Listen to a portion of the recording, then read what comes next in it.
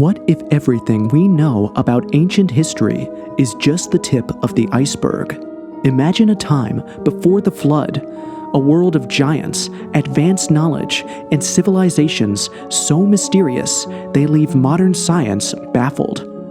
Every ancient culture speaks of a great flood, a time when the earth was reshaped and civilizations vanished. But what if these aren't just myths? Could the secrets of the antediluvian world hold the key to our past and our future? We are about to find out, for to know your future, you must know your past.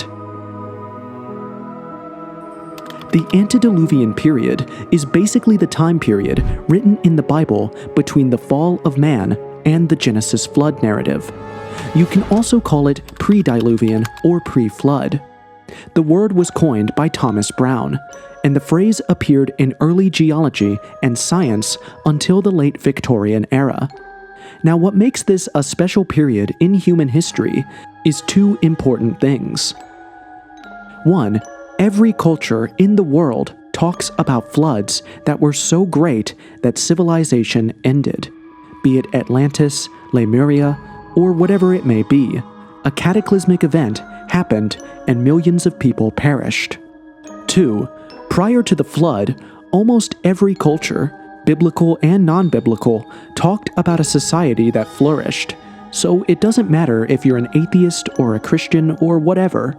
Everyone all over the world wrote about a society that existed pre-flood. But somehow, despite these two important points, the power that may be today still says it's all myth, and I will get to that in a moment.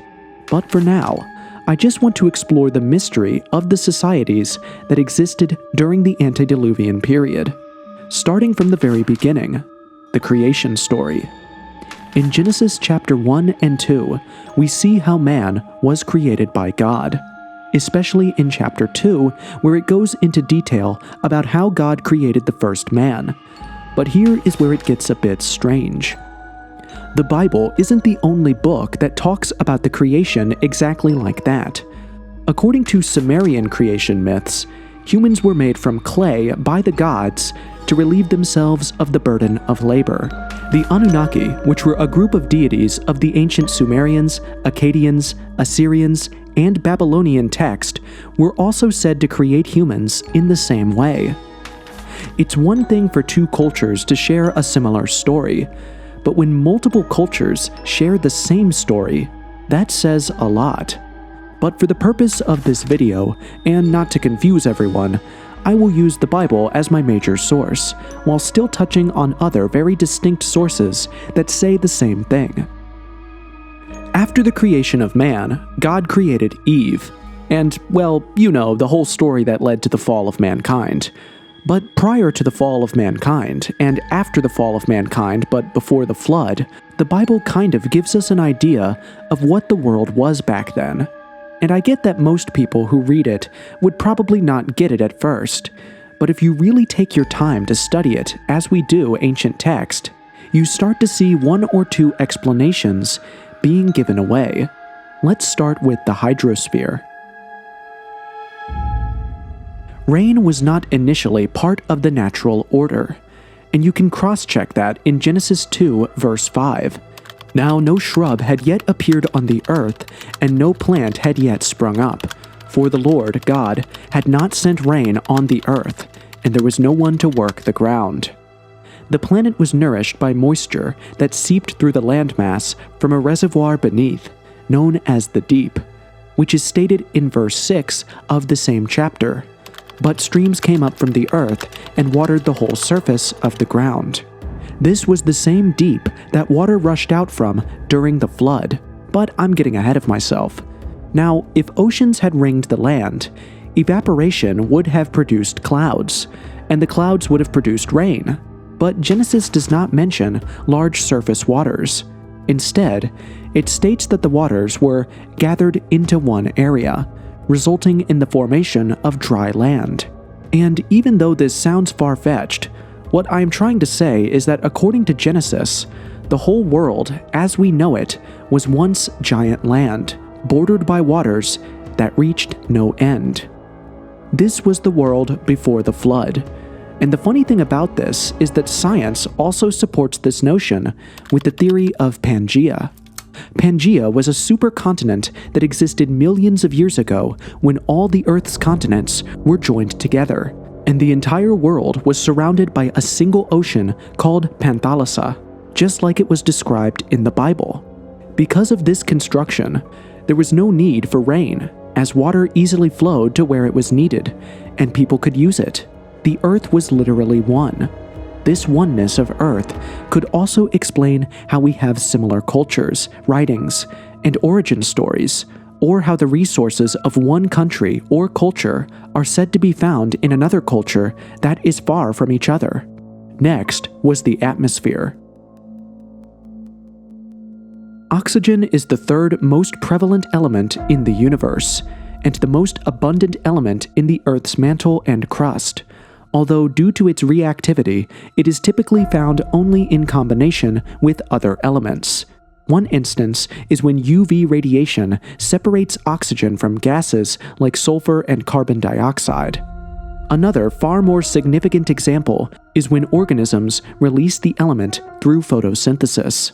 Animals were created before man, and because the first air-breathing animals could not have waited for plants to produce oxygen, I want to assume that the oxygen that was first present in the atmosphere had to be synthesized and really abundant, and certainly cleaner than whatever we have today. Plants then replenished what was previously present, counteracting the weathering and respiration processes that were constantly consuming the gas. These are theories that I found during my research, and there's a link in the description for further reading as it goes much deeper. Now, we've established the atmosphere as well as the geography, but there's one more thing I really want to talk about, and that is the people and the societies that existed during that period. Ever since I fell into the rabbit hole of digging for information about the past and its mysteries for this channel, I've come upon multiple, numerous, uncountable structures, megaliths, and so on that couldn't be explained by even stern critics. Unlike what most people think, I'm actually on the critic's side, not because I want to insult or ridicule people's beliefs, but instead want to enlighten them with the truth. Which is why in some of our videos we end up debunking some claims, like the Bermuda Triangle or the zombie woman. And the reason we do a long 20 to 40 minute video debunking it is also to show you the origin of the story, how it quickly spread, and how it can easily be believed, kind of like a deep exposé. But there are some cases that I come across that even the believers sound more logical than the critics, and one of such cases is the construction of impressive and gigantic structures. I mean, how were these supposed primitive people? Because that is what science tells us, that humanity came through evolution, from ape to hunter and gatherers, and all in between to what we have now, basically a linear movement. Yet, all over the world, we have amazing, unexplainable, precise, and clean architecture from these people. And you want me to believe hunters and gatherers created all these with just stones? The crazy thing was, at first, I thought these structures were like monuments, just built because the king of the day wanted to flex his power. But recently, more and more discoveries are showing that it is more than that. Everything about these structures was all intentional, right to the location and how it is faced. Everything was done to the letter. So once again, how do primitive people, who, by the way, due to not having great medical care like we have now, meaning low life expectancy, build something like this? Well, the answer is simple. They were not primitive. They were intelligent, smart, resourceful, and were given the knowledge by a divine being. It was a well-functioning society like ours right now. Then, the cherry on the top was the longevity they all had. Atlanteans are said to live for a long time. The ancient Mesopotamian text lists kings who ruled for extraordinarily long periods, some claiming lifespans of thousands of years. The Bible also talks about people living for centuries. In Genesis 5, verses 1 to 32, which is basically the whole chapter, we get a sneak peek into how long people lived. Adam lived up to 930 years before he died. His son Seth lived 912 years. The youngest death was Lamech, and he was 777 years old when he died. Basically, the average human lifespan all over the world at that time, pre-flood, was close to a millennium, and frankly speaking, this makes sense to me, especially when considering megalith structures, because one thought that keeps me up at night is how engineers of back then were able to follow design instructions of the very first design and build something that lasts 200 years, way past the lifespan of the king who commissioned it, and build it with precision.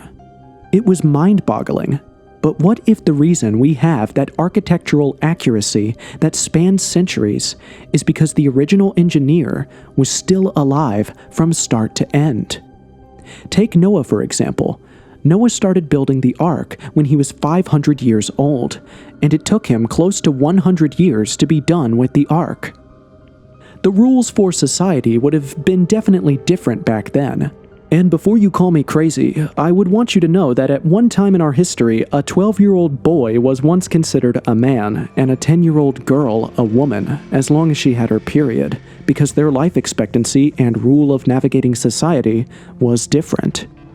So what if it was the same pre-flood? In Genesis 3, verse 22, God said, "The man has now become like one of us, knowing good and evil. He must not be allowed to reach out his hand and take also from the tree of life and eat and live forever." So immortality was naturally on the table and still on the table for Christians. And even though we lost immortality physically, we still regained longevity because we were all connected to the divine source back then. It was also during this period, and to be specific, during Jared's time, the father of Enoch, the same Enoch famous for the Book of Enoch, it was during this time that angels fell from grace to have relations with the daughters of men, and begat Nephilim or giants. It was also said angels in the Book of Enoch that taught mankind some forbidden knowledge only ascribed to the heavens. In 1 Enoch chapter 8, we read this, "And Azazel taught men to make swords and knives and shields and breastplates, and made known to them the metals of the earth and the art of working them, and bracelets, and ornaments, and the use of antimony, and the beautifying of the eyelids, and all kinds of costly stones, and all coloring tinctures. Simjaza taught enchantments and root cuttings. Barajikal taught astrology, Kokabel the constellations, Ezekiel the knowledge of the clouds, Arakiel the signs of the earth, Shamsiel the signs of the sun, and Sariel the course of the moon.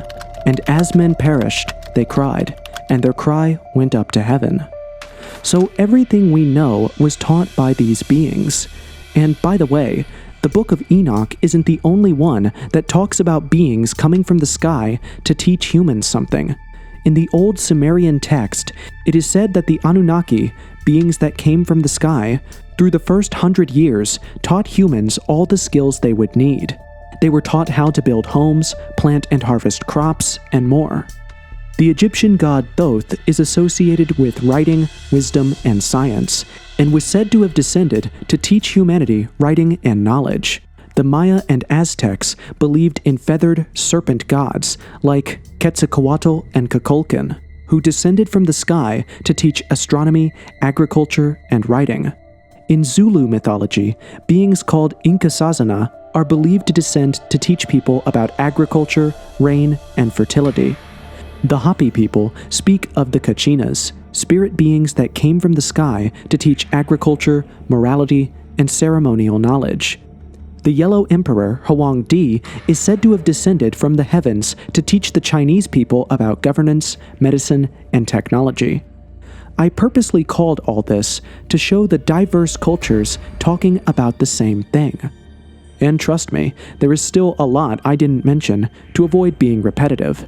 In all cultures and in different languages, it was written that the very first knowledge, or rather the very first advanced knowledge, was from beings, or extraterrestrial, that came down from the sky. Even in the Bible, we get to also see the first people who had the knowledge to create things. In Genesis 4, verse 19, we get an insight into some of the gifts. Lamech married 2 women, one named Adah and the other Zillah. Adah gave birth to Jabal. He was the father of those who live in tents and raise livestock. His brother's name was Jubal. He was the father of all who played stringed instruments and pipes. Zillah also had a son, Tubal-Cain, who forged all kinds of tools out of bronze and iron. Tubal-Cain's sister was Naamah. From this, we see people became the very first musicians, blacksmiths, farmers, and builders. Now, it's not said how they got this knowledge in the Bible, but as we saw in the book of Enoch, some people were given this knowledge. Now, some of you might say it's all a coincidence. Well, I say that's one heck of a coincidence. With this newfound knowledge, humanity was ushered into an age of advancement. We started building things. Not only that, but we also had long lives to try, fail, and try again till we succeeded. I mean, Einstein achieved a lot of groundbreaking research before he died.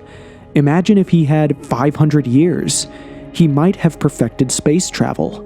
Well, back in those days, they had the time and the knowledge, and there was also guidance from these beings. This could also be when they started making these architectural marvels. Everything we know about time, days, and months was established during this period with astronomy. Even the earliest form of mathematics could be traced back to the Sumerians and also to Africa, which is said to be the home of every human race on Earth. Now, to be even more specific, the secret door at Naupo Iglesia was sculpted from andesite stone. Andesite has a Mohs hardness rating of 7, which makes it a very hard rock. And yet, these primitive hunter and gatherer societies, like we were told, were able to build this door with this material as well as melt it with temperatures as high as 1250 degrees Celsius to layer it over the door to give it an obsidian appearance. And the amazing thing is that we could see no chisel marks on it. Someone or something had to guide them to create something like this. Just like with Noah, God had to give him the exact instructions on how to build the ark, or how he told Moses how to build the Ark of the Covenant and the temple. Moses didn't just think of it, God told him how to do it. So it's possible most cultures were not lying when they said something came down to teach them mathematics. But just like Uncle Ben said, with great power comes great responsibilities. The beings, as well as humans, were about to find out the hard way the true meaning of that. The age of advancement also ushered in the age of covetousness, power, greed, murder, and sin, the yin and yang. I don't need to explain more about this because you can clearly see a glimpse, if not the entire picture, in your daily lives. Just as humanity back then had enough time to learn and master their craft, there were also some who mastered the act of murder and lying. There was no moral. Angels were sleeping with women, men were sleeping with animals, and a lot of unholy unions that brought forth offspring like the Nephilims and some other unruly things, while some had unparalleled advantages like Hercules or Perseus. But that didn't stop the sin. Even Cain's son, Lamech, boasted that he murdered 2 people for injuring him. He was also the first to have more than one wife. Imagine you had 900 years to perfect lying and murder and a host of other stuff. You could see a world of a massively intelligent and massively evil race of humans that could have developed. The sins brought forth by this knowledge were so great that God regretted creating humans. Genesis 6, verses 5-7. The Lord saw how great the wickedness of the human race had become on the earth, and that every inclination of the thoughts of the human heart was only evil all the time. The Lord regretted that he had made human beings on the earth, and his heart was deeply troubled. So the Lord said, I will wipe from the face of the earth the human race I have created, and with them the animals, the birds, and the creatures that move along the ground. For I regret that I have made them. That is one version. In the Atlantis story by Plato, as well as many others, they talked about how the Atlanteans became proud, greedy, and wanted to take over other lands that weren't theirs. The Anunnaki, according to the Sumerian text, saw how mankind that they created was extremely violent, so violent that they brought the flood to wipe it all clean. In the Epic of Gilgamesh, the gods seem to abandon or become disillusioned with humanity after they become corrupt or too numerous. What was once a peaceful, beautiful, one-earth utopia was now an evil place, and something had to happen to cleanse the earth of this sin. The flood. Growing up, the only time I had ever heard of the world-ending flood was in the Bible. I had no idea multiple cultures, religions, and even science talked about it. And how could I? This was way before YouTube with channels like this. Which, by the way, you should subscribe to if you haven't. Anyway, this was way before the internet became this interconnected. So imagine my surprise when I found out that cultures that had nothing to do with Christianity, so different in beliefs, all talked about a world-ending flood. Funny enough, despite that, I still had some doubts. Maybe they saw a huge flood as a world-ending flood. It's possible. A tsunami can be seen as world-ending. Then I saw Younger Dryas, which was basically science telling us that, yeah, a massive flood happened. Then, they also found out about a large body of water being buried in the deep, as said in Genesis. Now, this is not a Christian channel, but I'm just trying to show you the facts and proof that a massive world-ending flood happened. And if that happened, what's to say the antediluvian world didn't happen? So, as we already know, the flood happened, people died, and once again, just like how most cultures talked about the flood, most cultures also talked about one man or one family being saved because the gods liked him. In the Epic of Gilgamesh, only Utnapishtim, a righteous man, survives, similar to the biblical story of Noah. In Hindu mythology, the story of Manu parallels Noah's tale. Vishnu, in the form of a fish, instructs Manu to build a boat to save himself, his family, and a variety of species. Manu survives the flood, and the fish guides his boat to safety, where the survivors repopulate the earth. In Greek mythology, Deucalion and his wife Pyrrha survive a great flood sent by Zeus to punish humanity for its corruption. Deucalion, warned by his father, the Titan Prometheus, builds a chest or ark to survive. In Cherokee tradition, there is a flood myth where the Great Spirit floods the earth because of human misbehavior. Only a select few survive by taking refuge on a mountain.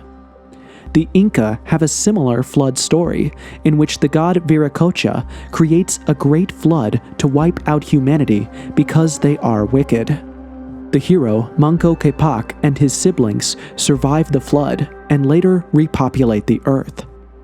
So, once again, we have cultures talking of a world before the flood, the knowledge gotten, the flood, and the people who survived. If it's a coincidence, then it's a big one. Unfortunately, just like with genetics, the flood not only wiped out humans, but also the dominant gene that had some sort of longevity, which gradually started the decline of man living for a long time. From living to 800 years, mankind started gradually declining to 200, with Abraham dying at 175, and by the time we get to the middle of the Old Testament, old age was now officially what we know as old age. and the thing that made men live longer was permanently all gone from our DNA. The society of the antediluvian had died out forever.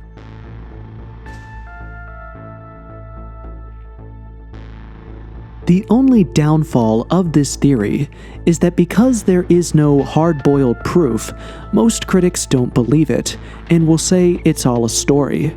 Critics point out that the story of the antediluvians and the flood has been used to teach moral lessons about sin, punishment, and redemption.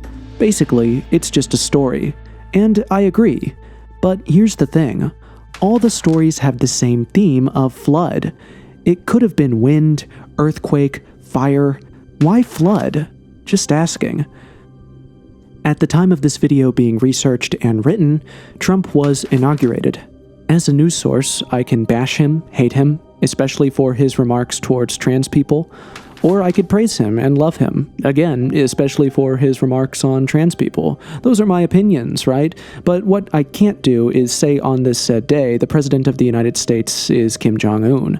That is wrong on a fundamental level. And that's what critics of the flood or the antediluvian narrative fail to see.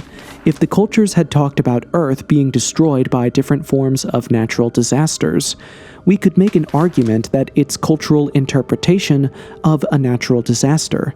But when cultures without the help of Duolingo make the same fundamental narrative, albeit in different forms, it's something to think about. Also, most critics cite a lack of evidence that there was actually a world before the flood, or that the flood even happened to begin with. The Bible describes the world as being completely wiped out by the flood, and critics point out that there are no discernible geological or fossil records that suggest such a catastrophic event ever took place in the global scale described. But evidence given from the same science with the Younger Dryas or the water found deep in the earth would suggest otherwise.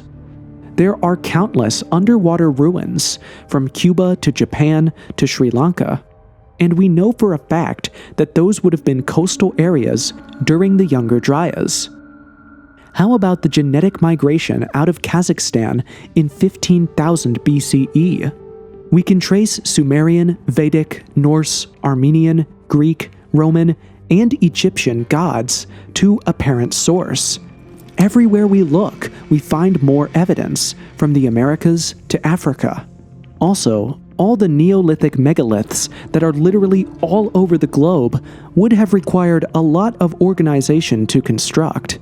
Many of them are dated to before 8000 BCE.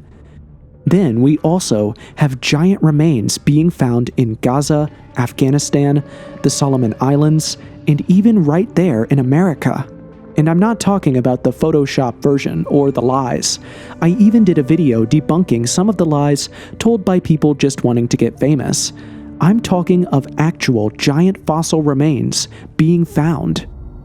Another thing critics bring up is the long lifespans of the antediluvians. They say it is biologically implausible based on current understanding of human biology and aging. Modern humans do not live anywhere near those ages, and the physiological mechanisms that would allow for such extreme lifespans have not been discovered. This is where the theory of evolution comes in, where it is believed humans and apes, like the chimpanzee or gorilla, all came from the same ancestor. And there is a reason for this line of thought. The human and chimpanzee genomes have about 3 billion base pairs each. The sequence of base pairs in humans and chimpanzees, gorillas, and other apes is nearly the same. Numerous fossils show a gradual transition from earlier hominins to modern humans. Examples include Australopithecus afarenus, like Lucy, and Homo habilis. These fossils exhibit a mix of ape-like and human-like traits. Humans and non-human primates also share many anatomical features, such as similar bone structures in the limbs and skulls, indicating a common ancestry. So critics argue that the theory of evolution has provided proof that we certainly were not made of dust or lived for 1,000 years. A very convincing fact, But it still doesn't answer all the questions neatly like they think. What was the mechanism that drew the first atoms and the molecules together? What originally sparked life in the chemicals essential for cells to live? How did the creature survive long enough without nutrition to morph into another form? How did it evolve to another form? Why did it evolve to another form? What was that form? If an organism evolved into a land animal that became man, where did all other species arise? Why are all the animals we evolved transitionally from still here? Why are they not evolving? Which monkey turned into us, and why, and left the others to swing from vines? So you see, there are also questions science or the theory of evolution fails to answer. I know we all claim the theory of evolution, but I want you to know that such theory was relatively new when it was coined by Charles Darwin in 1859. And this was coming from someone who believed that Europeans or Caucasians were superior to every other race, which was detailed in his book, The Descent of Man. And this was the least of the man called Charles Darwin. The irony of this is that some of these theories of the flood myth and one Earth are severely criticized as pseudoscience by the scientific establishment. However, the theories that are currently taught as standard cosmology have serious deficiencies. For one thing, they depend on a great many unobservable entities, such as black holes, dark matter, and dark energy for the mathematical models to work. For another, the entire Big Bang theory relies on extreme precision of all possible cosmic constants. If a single factor had been varied, the universe would have immediately imploded. In short, the standard cosmological model is extremely doubtful and fails to explain many mysteries about our universe. But in spite of obvious problems with the theory, it is presented as established science. But moving on. Personally, and I'm not saying this because of the nature of this channel, I'm saying it because, within my short lifetime, I have seen that we humans do not agree on anything, and we use religion or politics to divide one another, because disunity and disagreement is in our core. Usually, it falls in the order of we are divided as a nation, then as a state, then as a city, and then as a family. Ironically, it's the same with the preferences of unity. I can insult my siblings, but once a third party gets involved, I and my siblings unite to attack the third party, and if a fourth party from another state gets involved, I, my sibling, and the third party unite against the fourth party. And if a fifth party from another country gets involved, well, you get the idea. But in these different stories, I didn't see that. Instead, which is scary by the way, I saw unity in different languages and cultures coming together to talk to us about a doomsday event and to warn us about future doom. That alone should mean something. Unfortunately, it doesn't. Instead, we get stories of struggle and pain in conquering and ruling various parts of the world.